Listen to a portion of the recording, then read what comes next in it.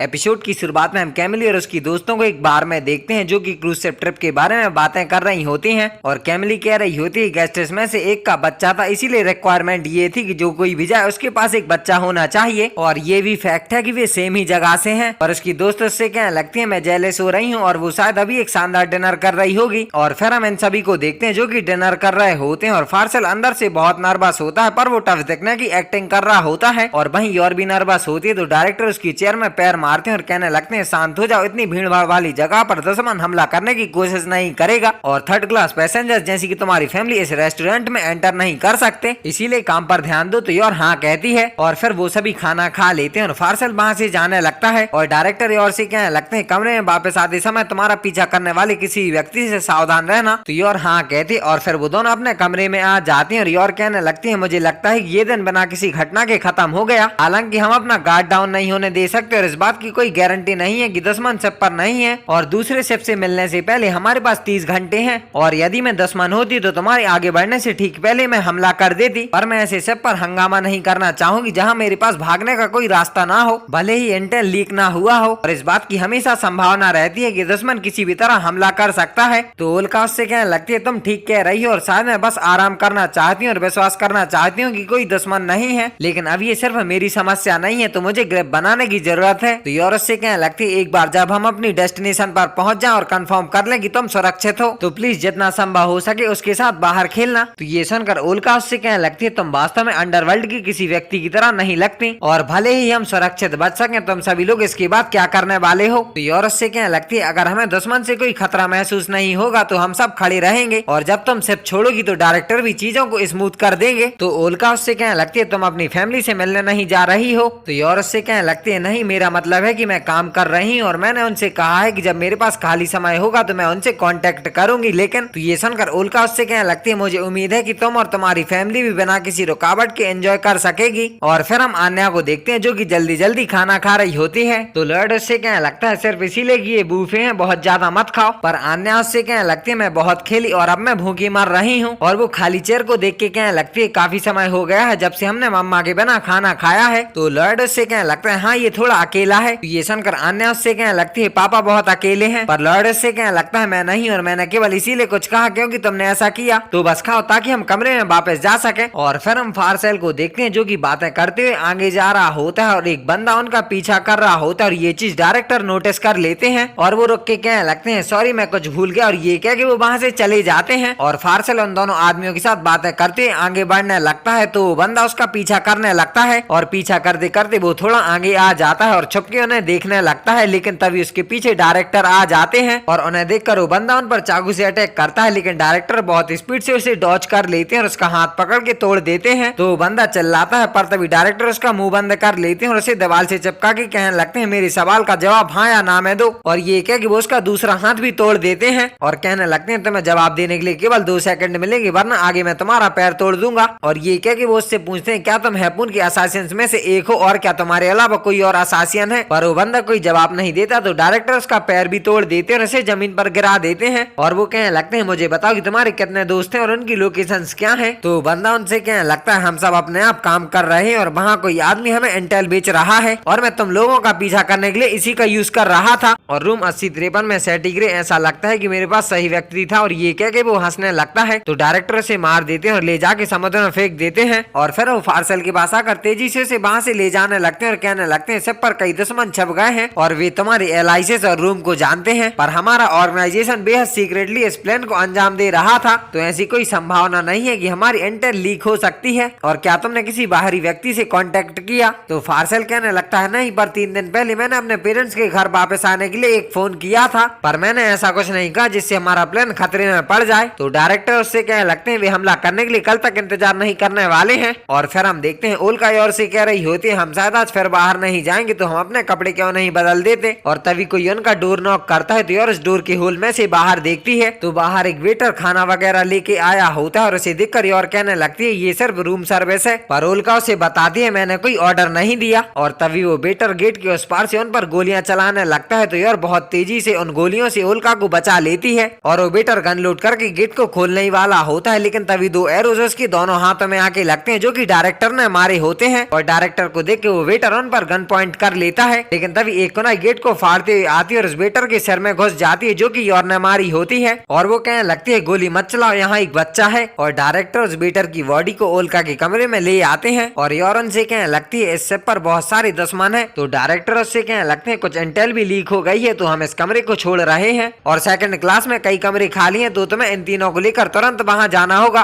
और ये कह कि वो योर को एक चिट देते हैं और कहने लगते हैं जैसे ही मेरा यहाँ होगा मैं तुमसे मिलूंगा, और यदि हम बॉडीज को छुपाने में असमर्थ हैं तो प्लीज जितना हो सके लड़ने से बचो। और ये कह कि वो योर को मास्क देते हैं और वहां से उन लोगों को जाने के लिए कहते हैं। तो वो चारों वहां से चले जाते हैं और डायरेक्टर फोन पे कहने लगते हैं ये गेस्ट सर्विस है। और रूम 8053 में मिस्टर और मिसेस के बीच काफी वायलेंट बहस हुई और उन्होंने दरवाजा तोड़ दिया, तो हम एक अलग कमरे में जाना चाहेंगे। और फिर हम उसी बंदे को देखते हैं जो कि लियोनार्डो हैपून से फोन पे कह रहा होता है मेरा नौकर से कांटेक्ट टूट गया है और सेटी जो रूम 8053 में थी डेफिनेटली हमारा टारगेट है, और जिस वुमन की मैंने आवाज सुनी उसे मिलाकर उनमें से कम 3 है। तो ये सुनकर लियोनार्डो कहने लगता है यदि उनका बॉडीगार्ड गार्डन से है तो ये आसान नहीं होगा, तो हम साथ मिलकर काम क्यों नहीं करते, और जिसका मतलब है कि कोई इनफाइटिंग नहीं है और हम रिवॉर्ड को बराबर बांटेंगे और हम हर समय जानकारी शेयर करेंगे। तो ये सुनकर एक आदमी कहने लगता है क्या सब पर जिस वुमन को और उसके बच्चे को हम देखते हैं उसे मार देना तेज नहीं होगा, लेकिन तभी लियोनार्डो से मार देता है और कहने लगता है असासियंस को मर्डरर्स के साथ मत मिलाओ और हमारा काम भरोसे पर बेस्ड है। और ये कह कि वो उसे समुद्र में फेंक देता है और वो कॉल पर कहने लगता है हमें ये भी चाहिए कि तुम बिना किसी लीक के हमें रिपोर्ट करते रहो और हम तुम्हें अच्छा पैसा दे रहे हैं। तो बंदा उससे कहने लगता है मैं अपनी सारी जानकारी समान रूप से बेच रहा हूँ, तो अपना बेस्ट दो ताकि कोई भी तुमसे आगे ना निकल सके। और फिर हम इन तीनों को देखते हैं जो कि आगे की तरफ जा रहे होते हैं और फार्सेल कह रहा होता है क्या ये मास्क हमारी ओर ज्यादा ध्यान नहीं खींचेंगे। तो योर उससे कहने लगती है प्लीज किसी भी सिचुएशन में उन्हें ना हटाओ और मैं चाहती हूँ कि तुम दोनों बिना बात घुमाए मेरी बात सुनो, और शायद हमारा पीछा किया जा रहा है। और सच में एक बंदा उनका पीछा कर रहा होता है और उनके बारे में किसी को इन्फॉर्मेशन दे रहा होता है। और योर कहने लगती है इससे पहले कि उन्हें पता चले कि हम कहाँ जा रहे हैं यहाँ उन्हें खोद है। और फिर वो तीनों एक जगह पर आ जाते हैं जहाँ पर कुछ एनिमीज होते हैं जिन्हें देखकर योर चौंक जाती है और कहने लगती है अगर मैं उन्हें रुक कर मार डालूं तो हंगामा हो जाएगा। और ये कह कि वो फार्सल की कोट में से एक बटन निकाल लेती है और वहाँ पर एक बंदा होता है जो कि उन्हें मारने के लिए अपनी उंगली में एक पॉइजनक वेपन पहने होता है, लेकिन तब योर बहुत ताकत से उसे वही बटन फेंक कर मारती है जिससे वो बंदा बेहोश हो जाता है और सोफे पर गिर जाता है। और वो तीनों वहाँ से आगे निकल जाते हैं और एक आदमी एक बंदे को वॉकी टॉकी पर उनके बारे में बता रहा होता है और कह रहा होता है काले बालों वाली उनकी बॉडीगार्ड होगी। तो ये सुनकर वो बंदा हाँ कहता है और वो आगे आके ओल्का की तरफ हाथ बढ़ाता है, लेकिन तभी योर उसके हाथ पकड़ लेती है और वो कहने लगती है क्या तुम मुझसे अपने साथ डांस करने के लिए कह रहे हो, पर मैं डांसिंग में बहुत अच्छी नहीं और हो सकता है कि मैं इसे ना देखूं, लेकिन मैं एक मैरिड वुमन हूँ तो मुझे मना करना पड़ेगा। और ये कह कि वो उसके दोनों हाथ तोड़ देती है और उसके मुंह में मुक्का मार के उसे बेहोश कर देती है और सोफे पर बैठा देती है और वो फार्सेल और ओल्का को लेके वहां से आगे निकल जाती है। और फिर हम आन्या को देखते हैं जो कि लॉर्ड से कह रही होती है पापा मुझे ये बोनी किचन चाहिए, पर लॉर्ड उससे कहने लगता है तुम्हें इसकी बिल्कुल जरूरत नहीं है। तो ये सुनकर आन्या कहने लगती है मुझे ये चाहिए मुझे ये चाहिए, पर लॉर्ड उससे कहने लगता है हम अपने कमरे में वापस जा रहे हैं। और वो एक गमले की तरफ देख के अपने मन में कहने लगता है ऐसा प्रतीत होता है कि कई जगह बायोटेप्स लगाए गए हैं और रूलिंग क्लास और अनगिनत सेलिब्रिटीज इसमें सवार हैं और मुझे यकीन है कि स्टेट सिक्योरिटी सर्विस के बहुत सारे मेंबर्स हैं जो उन पर जांच करने के लिए घुस आए हैं और उनके अलावा मैंने कुछ अदर सस्पिशियस दिखने वाले कैरेक्टर देखे हैं, तो मैं चुप रहने और उनसे बचने की कोशिश करने जा रहा हूँ। और आन्या जमीन पर लौटने लगती है और कहने लगती है मुझे ये चाहिए मुझे ये चाहिए, और उसे देखकर दो वुमेन्स कहने लगती हैं उसे बस उसके लिए इसे खरीदना चाहिए और कितनी क्यूट है। तो ये सुनकर लॉर्ड चौंक जाता है और वो अपने मन में कहने लगता है क्या नॉर्मल पेरेंट्स इस सिचुएशन में अपने बच्चे को कुछ खरीद के देंगे या नहीं, और ये कह के उसे कुछ समझ नहीं आ रहा होता है। और तभी आन्या को अपनी टेलीपैथी से कुछ बातें सुनाई देने लगती हैं कि मैं उन्हें संभालूंगा और ओब्रॉड और उसके बच्चे की कीमत 4 लाख डाल्क है और मैं सिकल एंड चेन बारनवी हूँ और मैं अपने शिकार को कभी दूर नहीं जाने देता। और ये कहते हुए एक आदमी आन्या के सामने से निकलता है जिसे देखकर आन्या डर जाती है और वो छुप के उसे देखने लगती है और उसी आदमी के सामने से और ये तीनों आ रहे होते हैं जिन्हें देखकर वो आदमी कहने लगता है जैसा मैंने सुना है काले बालों वाली वुमन एक एक्सपीरियंस्ड बॉडीगार्ड है तो मैं पहले उसे मारूंगा। और ये बात आन्या को अपनी टेलीपैथी से पता चल जाती है और वो कहने लगती है वो असासिन यहाँ मम्मा से बैटल करने की कोशिश करने वाला है। और ये कहकर उसे लॉर्ड और योर के डिवोर्स के ख्याल आने लगते हैं जिन्हें सोचकर वो डर जाती है और कहने लगती है मुझे क्या करना चाहिए। और तभी लॉर्ड उससे कहने लगता है चलो ये बोन्स खरीद कर चलें और ये हमारी क्रूज की एक अनमोल मेमोरी होगी। पर आन्या उससे कहने लगती है उस बेकार की चीज की किसी परवाह है और यहाँ मत आओ। तो ये सुनकर लॉर्ड चौंक जाता है और आन्या को फिर से बुरे बुरे ख्याल आने लगते हैं तो वो अपना मुंह बना लेती है और अपने मन में कहने लगती है मैं वही हूँ जिसने कहा था कि हमें इस बोट पर जाना चाहिए इसीलिए मुझे कुछ करना होगा। और उसके मुंह को देखकर लॉर्ड कहने कहने लगता है ये कौन सा इमोशन है और क्या वो इतनी हर्ट है क्योंकि मैंने उसके लिए ये छोटी बोन्स खरीदने से मना कर दिया है। और वो अपने मन में कहने लगता है तुम जानते हो ट्वाइलाइट चाहे वो इसे छुपाने की कितनी भी कोशिश कर ले उसके हार्ट में घोर डार्कनेस है और वो इस पूरे समय दर्द सहती रही है। और हैंडलर ने ये सब देखा होगा इसीलिए उन्होंने मुझे फैमिली वेकेशन नामक शांति पहल मिशन का काम सौंपा, तो मुझे इसे जरूर देखना चाहिए। और ये सब अन्य को अपनी टेलीपैथी से पता चल जाता है और वो अपने मन में कहने लगती है पापा हमेशा रास्ते से हटकर रहते हैं। और तभी वहाँ पर एक एम्प्लॉई आ जाती है और लॉर्ड को कुछ कपड़े और टोपी वगैरह दिखाने लगती है, पर लॉर्ड उससे कहने लगता है मुझे नहीं लगता कि मुझे इसकी कोई जरूरत है। और तभी अन्य उससे कहने लगती है पापा आप समझे नहीं कि एडवेंचर्स मौजूद है ताकि आप अदर एक्साइटिंग चीजों का एक्सपीरियंस कर सकें और आप बिल्कुल भी एक्साइटेड नहीं और यदि आप ऐसा करने जा रहे हैं तो आप अन्य को दुखी कर देंगे। तो ये सुनकर लॉर्ड को शौक लगता है और वो अपने मन में कहने लगता है विश्वास नहीं कर सकता कि मैं ट्वाइलाइट 1000 चेहरों वाला आदमी भूल गया था। और वो एम्प्लॉय से कहने लगता है मैं उन कपड़ों को आजमाना चाहूंगा। तो वो एम्प्लॉय हाँ कहती है और लॉर्ड उन कपड़ों को लेके चेंजिंग रूम में चला जाता है। और ये देखकर आन्या कहने लगती है ठीक है मैं पापा को समय निकालने के लिए वहीं फंसा कर रखूंगी और अब मुझे मम्मा के बारे में कुछ करना होगा। और ये कह के आन्या वहाँ से भाग जाती है और लॉर्ड को उन कपड़ों की मैचिंग समझ नहीं आ रही होती है। और फिर हम उस आदमी को देखते हैं जो कि इन तीनों के बिल्कुल पास से निकलता है और वो एकदम से उन पर एक चैन अटैच्ड वेपन से अटैक कर देता है, पर ये उसे डॉज कर लेती है और उल्का और फार्सेल को उस अटैक से बचा लेती है। और वो उस आदमी की तरफ देख के कहने लगती है मुझे आखिरी सेकंड तक उसकी ब्लड लस्ट का एहसास नहीं हुआ और वो स्ट्रॉन्ग है। और ये एपिसोड यहीं पर खत्म हो जाता है। आई होप आप सभी को वीडियो पसंद आई होगी, तो मैं मिलता हूँ किसी अगले एपिसोड के साथ बहुत जल्द, तब तक के लिए